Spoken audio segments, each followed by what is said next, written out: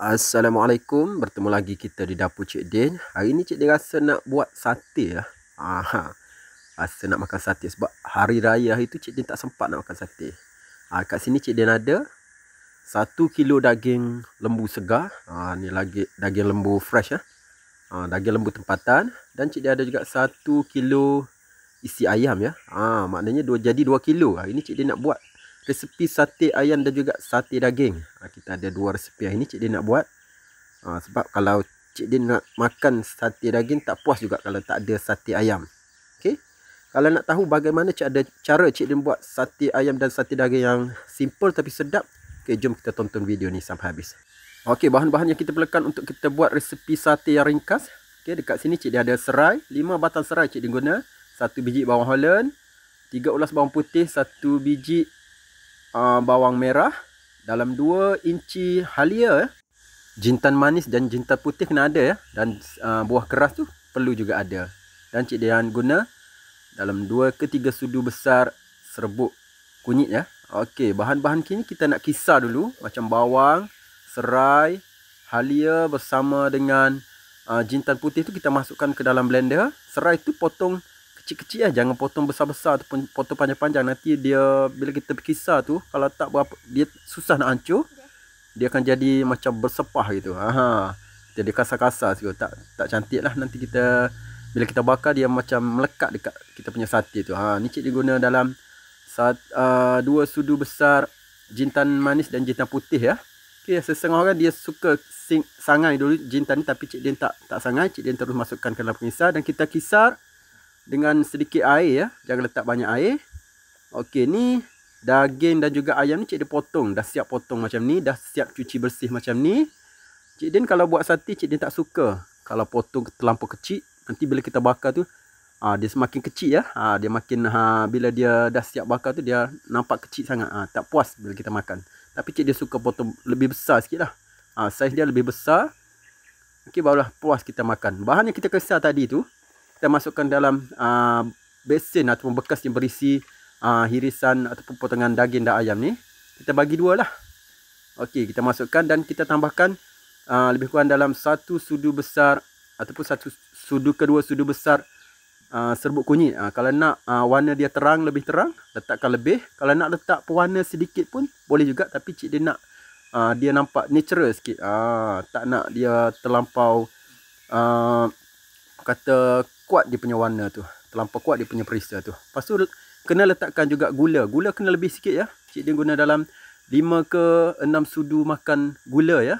Macam dalam video ni. Memang kena lebih sikit lah gula tu kalau kita buat sate. Jangan terlampau lebih, nanti manis sangat tak sedap. Letakkan juga sedikit garam. Lepas tu kita gaul lah. Kita gaul daging kita ni ataupun ayam kita ni bersama dengan bahan kita kisar tadi. Kita gaul rata-rata. Kena adukkan dia, bagi dia rata. Bagi dia betul-betul rata. Okey, jangan segan lah. Nak gaul sampai dia rata tu. Kita gaul macam Cik Din buat ni, guna tangan je. Tak payah nak ni lah, nak formal sangat. Okey, bila dah siap gaul tu, boleh kita masukkan ke dalam plastik. Cik Din guna plastik macam ni untuk kita simpan ke dalam peti. Ni Cik Din akan perap lebih kurang dalam semalaman. Kita punya sate yang dah digaul dengan bahan tadi tu, lebih kurang dalam semalaman lah. Simpan dalam peti ais tempat biasa je. Okey, ni sate yang dah Cik Din perap semalaman. Cik Din keluarkan dari peti ais. Okey, kita masukkan ke dalam besen ataupun bekas. Kita keluarkan dia. Dan pagi ni Cik Din nak cucuk ya. Nak cucuk kita punya sate ni. Okey, nampak tak hasil dia? Ni hasil perapan semalaman. Cik Din perap, Cik Din buat tengah hari. Cik Din bakar keesokan paginya. Nampak tak dia punya hasil dia? Memang nampak berperisa ya. Okey, nak cucuk ataupun nak buat perapan tu memang kena cukup-cukup je bahan dia. Tu tips dia. Kalau terlampau lebih macam serai, bila kita letak lebih tu, sate kita akan jadi rasa macam pahit. Cik Din pernah makan satu ketika dulu, pernah pergi makan dekat kedai, sate dia jadi pahit. Bila Cik Din makan tu, Cik Din rasa dia punya serai tu. Terlampau lebih dia letak serai. Memang tak sedap juga kalau kita terlampau lebih letak bahan perapan dia. Okay, bila kita potong daging ataupun isi ayam yang besar-besar macam Cik Din buat ni, nampak tak? Bila kita nak cucuk tu, lebih senang kalau kita nak cucuk. Dan bila kita bakar tu, dia taklah jadi kecil saiz dia. Dan dia tak mudah hangit lah.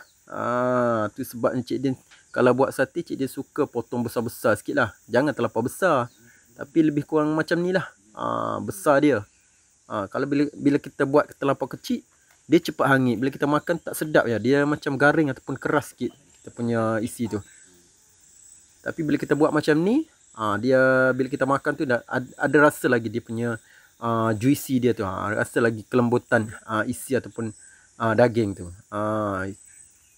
Kita cucuk lah sampai siap. Okay. Cik Din sebelum Cik Din cucuk ni, Cik Din dah rendam kita punya lidi sate tu dalam air. Cik Din tak nak bagi dia mudah hangus lah bila kita bakar nanti. Okay, ni dah siap kita cucuk. Okay, nampak tak? 1 kilo daging Cik Din dapat bukan dalam 25 cucuk. 25 cucuk sate ya. Dan ayam pun lebih kurang dalam 23 cucuk sate. Sebab Cik Din potong besar-besar, hasil dia sikit lah.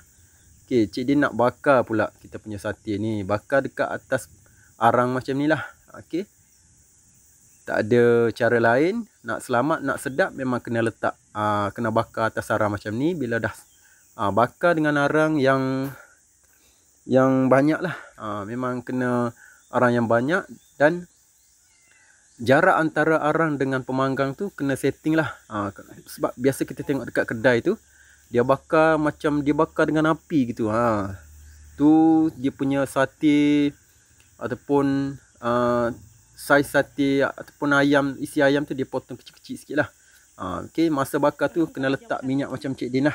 Okay, minyak ni Cik Din ambil minyak Cik Din buat kuah nasi impik tu, kuah kacang tu. Cik Din ambil minyak dia, Cik Din campur dengan bawang putih yang ditumbuk. Okay, masukkan saja, tambah sedikit gula.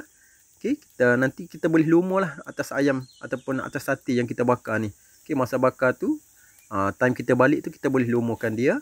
Lepas tu kita bakar sekali lagi. Dan bakar sate ni kena ada cara dia. Okay, cara Cik Din lain orang, lain cara. Cik Din pun tak tahu.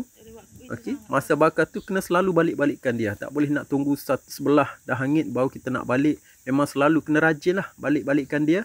Kena rajin balik. Macam ayam ataupun daging, memang kena selalu balik. Sebab kalau kita tak malas nak balik, nanti dia hangit dekat sebelah tu. Bila dah hangit sebelah lagi tu memang tak sedap lah. Okay, ni Cik Din sate daging dia dah masak dulu. Okay, ayam masih belum masak sebab mungkin faktor arang ya. Faktor arang tu tak berapa nak setting dia tak berapa nak cantik lah. Okay, sepatutnya ayam lebih masak dulu. Tapi kali ni Cik Din bakar daging tu masak dulu sebelum ayam. Okay. Okay, bakar sate ni bila kita bakar tu nak kena ada dia punya hangit-hangit sikit lah. Nak kena garing-garing sikit. Kalau tak berapa nak garing, tak cantik, memang tak berselera kita nak makan. Macam Cik Din buat ni tak berapa nak cantik lagi, tak berapa nak masak lagi. Kita nak bagi dia hangit-hangit sikit. Ada dekat bahagian luar tu ada hangit-hangit sikit dah. Tu dah kira masak lah. Okay, balik-balikkan dia. Macam Cik Din buat ni, memang bila kita balik, kita kena letak kita punya minyak tu. Barulah sate bila kita makan nanti dia ada aroma dia tu sendiri. Aroma sate macam kita makan kat kedai. Tapi buat sate macam Cik Din ni, cara Cik Din cara simple je. Kalau nak bandingkan dengan dekat kedai tu, mesti dia ada resepi istimewa ataupun resepi rahsia dia. Sebab bila kita makan tu ada aroma yang tersendiri. Tapi Cik Din buat ni, Cik Din tak tiru mana-mana pun. Idea daripada Cik Din sendiri. Cara paling simple Cik Din buat. Okay, memang cukup lah kalau kita nak makan sekeluarga. Tak perlu nak beli dekat kedai lagi. Okey lah, kepada yang dah menonton, Cik Din harap boleh cuba buat resepi sate cara Cik Din. Cara paling mudah Cik Din tunjuk, bukan lagi rahsia ya, untuk buat sate yang ringkas tapi sedap. Okey, rasa dia seakan-akan lebih kurang kita makan kat kedai, tapi cara paling jimat. Boleh makan banyak-banyak ya macam Cik Din ya. Okeylah, selamat mencuba dan tak lupa juga Cik Din nak ucapkan selamat hari raya kepada semua yang dah menonton video Cik Din ni. Sehingga kita jumpa lagi di next video. Jangan lupa like, comment, share dan subscribe channel Cik Din. Assalamualaikum.